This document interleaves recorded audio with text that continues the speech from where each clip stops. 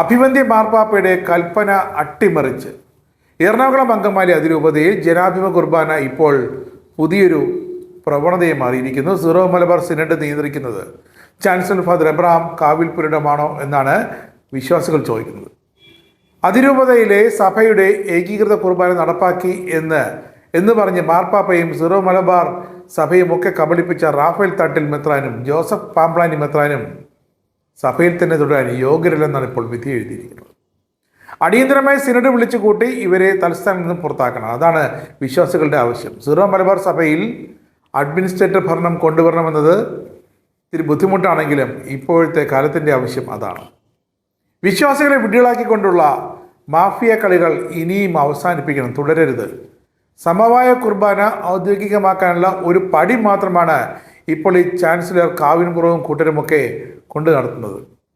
ഇനിയങ്ങോട്ട് zero Malabar സഭയുടെ എല്ലാ പള്ളികളിലും ഇത്തരത്തിൽ ഓർക്കണം, ആഭിചാരവും ലിസിറ്റുമൊക്കെ അരങ്ങേറും.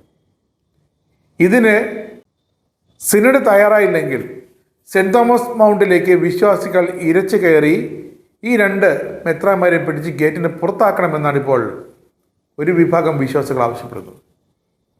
മേജർ ആർച്ച് ബിഷപ്പ് വിശ്വാസികളെ കാണാതെ എന്താണ് ഇങ്ങനെ ഒളിച്ചു നടക്കുന്നതെന്ന് അടുത്ത ചോദ്യം. സഭയുടെ കുരിയയിൽ വിമത വൈദികർ വിവാദ നായകൻ ഫാദർ കാവിൽപുരയിടത്തെ എന്തിന് വച്ച് പൊറപ്പിക്കുന്നത് അടുത്ത ചോദ്യം.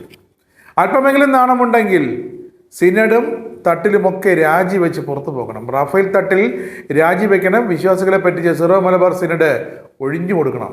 അല്ലാതെ മെത്രാന്മാർക്ക് ഇനി മറ്റൊരു പോംവഴിയുമില്ല. മെത്രാന്മാർ ഇതിന് ഉത്തരം പറയണം. നിങ്ങളുടെ സഭയിൽ എത്ര തരം കുർബാനയുണ്ട്? സമവായ കുർബാന എന്താണ്? ജനാഭിമുഖ കുർബാന എന്തുകൊണ്ട് മറ്റ് രൂപതകളിൽ ഇല്ല, അത് പ്രാവർത്തികമാക്കുന്നില്ല? എറണാകുളത്ത് ജനിച്ചു വളർന്ന മെത്രാന്മാർ എന്തുകൊണ്ട് ഏകീകൃത കുർബാന തങ്ങളുടെ മാതൃരൂപതയിൽ അർപ്പിക്കുന്നില്ല? ആരെ ഭയക്കുന്നു? സീറോ മലബാർ സിനഡ് എന്തിനാണ് ഇങ്ങനെ ഉപകാരമില്ലാത്ത രീതിയിൽ ഒരു ഉപയോഗവുമില്ലാതെ പ്രവർത്തിച്ചു കൊണ്ടേയിരിക്കുന്നത്? എറണാകുളത്ത് ജനിച്ചു വളർന്ന ഏതെങ്കിലും ഒരു മെത്രാന് ഏകീകൃത കുർബാന മാതൃരൂപതയിൽ അവതരിപ്പിക്കാൻ ധൈര്യമുണ്ടോ എന്നാണ് വിശ്വാസികൾ ചോദിക്കുന്നത്.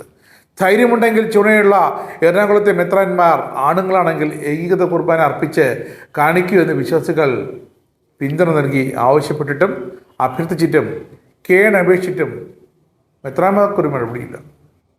അവർക്ക് ഹിതം മാർ പാംപ്ലാനിയാണ്, അവർക്ക് കരം ജനാഭിമുഖമാണ്. അനുസരണമില്ലാത്ത വൈദികർ എങ്ങനെ അനുസരണം തൊട്ട് തീണ്ടിയിട്ടില്ലാത്ത മെത്രാന്മാരായി എന്നതാണ് സംശയകരം.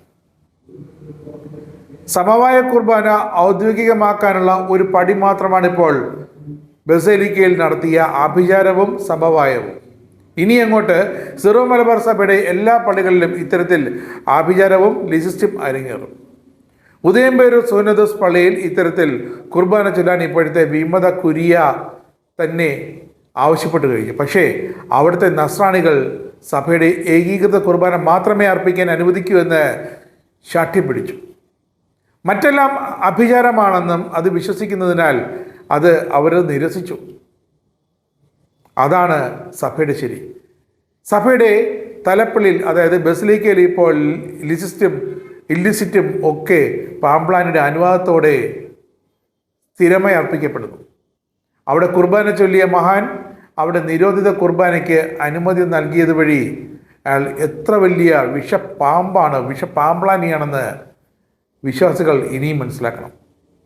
ഘട്ടം ഘട്ടമായി ഏകീകൃത കുർബാന നടപ്പാക്കുമെന്ന് പാംപ്ലാനി പറഞ്ഞതും ഘട്ടം ഘട്ടമായി മദ്യം നിരോധിക്കുമെന്ന് പറഞ്ഞിട്ട് മുക്കിലും മൂലയിലും വൈൻ ഷോപ്പുകൾ തുറന്നതുമായ പിണറായിയും തമ്മിൽ ഒരു വ്യത്യാസവുമില്ല. രണ്ടുപേരും ഒരേ തൂവൽ പക്ഷിയിൽ തന്നെ.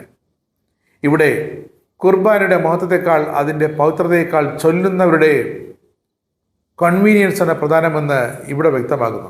ആഭിചാര കുർബാനയ്ക്ക് ശേഷം സഭയുടെ കുർബാന ചൊല്ലുന്നത് അതെങ്ങനെ നടക്കും? അതേ ബലിപീഠത്തിൽ അതെങ്ങനെ നടക്കും? അതൊക്കെ ഒരു കോംപ്രമൈസായി കഴിഞ്ഞിരിക്കുന്നു.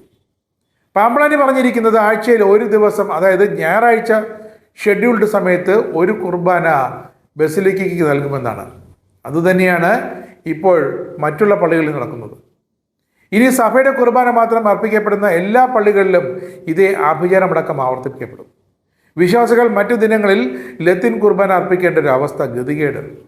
ഇത് പാംപ്ലാനിയുടെ വിജയമാണ് ഒരു തരത്തിൽ. പക്ഷേ സീറോ മലബാർ സഭയിൽ ജനിച്ചു വളർന്ന വിശ്വാസികൾക്ക് പാമ്പ്ലാനി വിജയമാണെന്ന് മാത്രം പറയാൻ സാധിക്കില്ല. പാമ്പ്ലാനി വിശ്വാസികളെ ചതിക്കുകയാണ്. റാഫേൽ തട്ടിൽ മെത്രാൻ വിശ്വാസികളെ വഞ്ചിക്കുകയാണ്. അതുകൊണ്ട് തന്നെ രണ്ടുപേരും രാജിവെച്ച് പുറത്തു പോകണമെന്നാണ് ഇപ്പോൾ വിശ്വാസികൾ ആവശ്യപ്പെടുന്നത്. അല്ലെങ്കിൽ ബസേലിക്ക മറ്റൊരു തരത്തിൽ അവഹേളിക്കപ്പെടുന്നതിന് തുല്യമാകും.